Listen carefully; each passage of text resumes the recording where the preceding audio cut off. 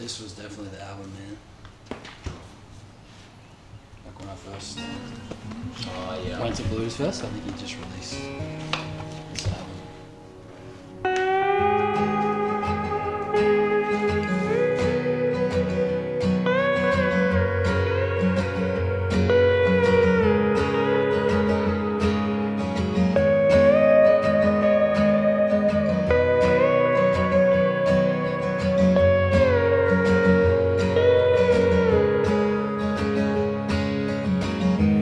Golden mountains, silver sea.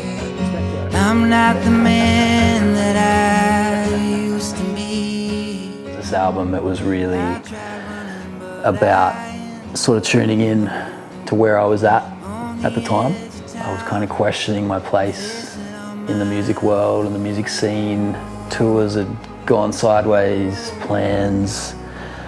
And I kind of really had to stop and just kind of reset where I was at. And that's kind of where the idea for the album title, Lost in the Haze, kind of came from. It was like, I just feel lost, you know? But I know there's always a way through, but I have to sift through this myself and just go through that haziness and try and find my way out of this. And a lot of the songs are kind of intertwined and connected as well.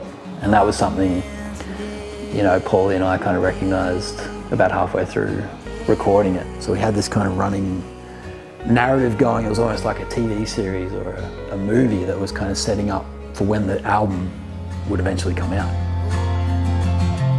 Paulie and I just have a really respectful kind of relationship. You know, we both respect each other musically, and we're really tuned into where each other's coming from musically.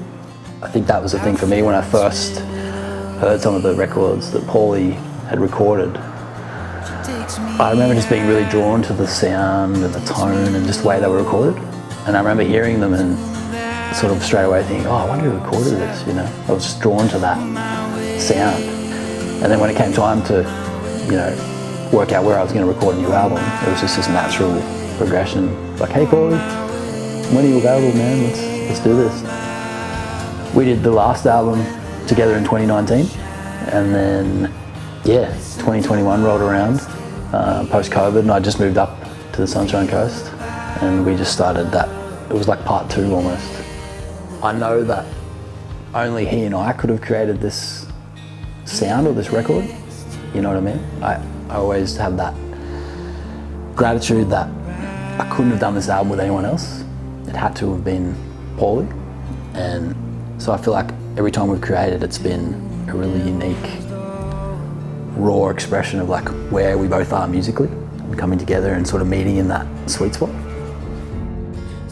So my dad played in lots of folk bands, and that was the music I was first exposed to really, was you know, folk, Celtic, Irish music. And there was lots of jam sessions, and then I went to a blues fest in Byron Bay when I was about 15.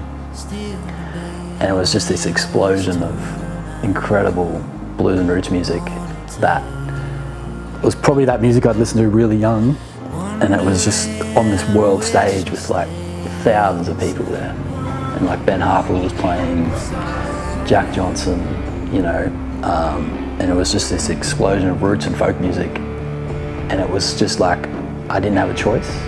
I just felt that spark, and I was like, this is what I'm gonna do.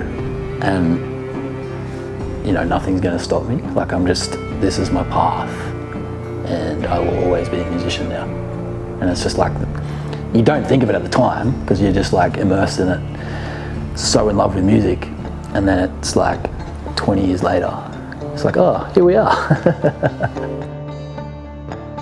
It's such a great feeling to be at this point now, when the album's done, you know, it's off for vinyl pressing, CDs are in production, all that stuff that we've worked so hard over the last few years, you know, and then come October 11th, it's like officially out into the world, and you get to kind of let go and just say goodbye at that point.